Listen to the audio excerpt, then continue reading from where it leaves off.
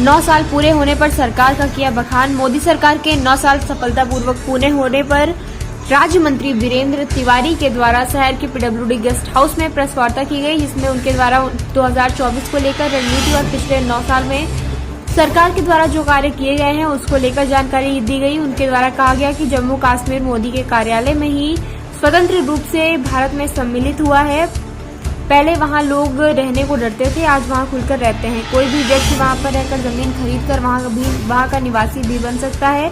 इसके अलावा लगातार मोदी सरकार के द्वारा जो विकास की गाथा गढ़ी जा रही है उस पर उनके द्वारा प्रकाश डाला गया। इसके अलावा उनके द्वारा बताया गया 2024 में रायबरेली में कमल खिलेगा और रायबरेली की जनता विकास के पथ पर चलेगी। यहाँ पर कांग्रेस की सरकार और कांग्रेस का सांसद बहुत सालों से है, मगर कभी भी उनके द्वारा रायबरेली के बारे में नहीं सोचा गया।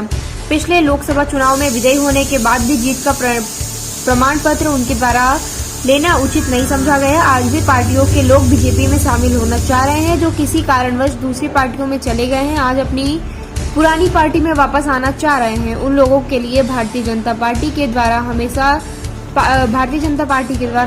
खुले रहेंगे। पूरा विश्वास नहीं हो पा रहा था कि बहुत सरकार देखे, बहुत प्रधानमंत्री देखे, ये भी वैसा ही काम करेंगे। लेकिन 28 मई 2014 को नरेंद्र मोदी ने शपथ लेने के बाद एक संकल्प दिया था कि हमारी सरकार गरीबों के उत्थान और कल्याण के लिए समर्पित रहेगी।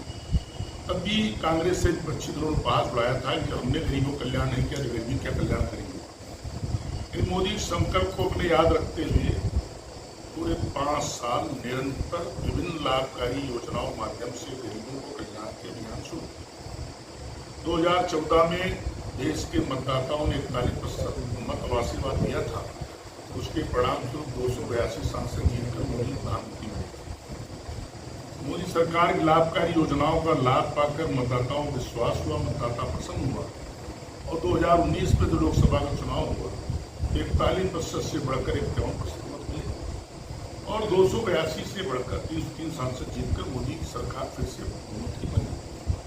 मोदी ने तमाम लाभकारी योजनाएं जो रहेंगे उनको शुरू किया। उसके साथ साथ उन्होंने भारत माता के मस्तक पर जो दाग धब्बा था उसको उठाने का संकल्प पहले से भाजपा नारा देती थी, जहाँ प्रधान कर जो कश्मीर हमारा है, जो कश्मीर हमारा सारा का सारा है।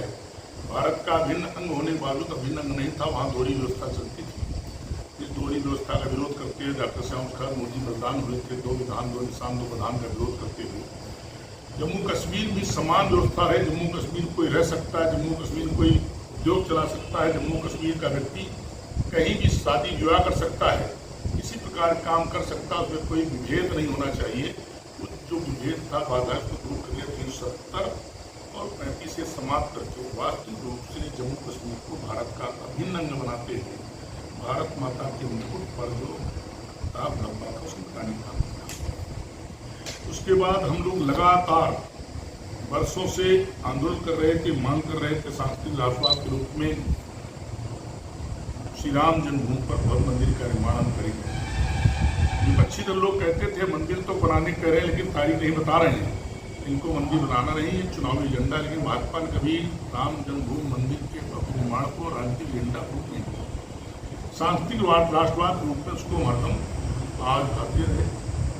राम मंदिर भगवान श्री राम हमारी आस्था करके 5 अगस्त 2019 को दूसरी बार सरकार बनी तो मोदी जी ने उसी स्थान पर राम जन्मभूमि पर भव्य श्री राम जी का मंदिर निर्माण का संकल्प देते हुए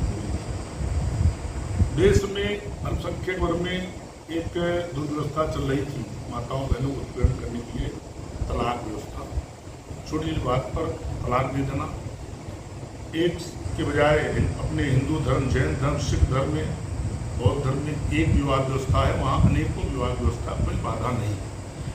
उस 3 तलाक की व्यवस्था को समाप्त करते हुए अल्पसंख्यक वर्ग की महिलाओं को न्याय सम्मान देने का काम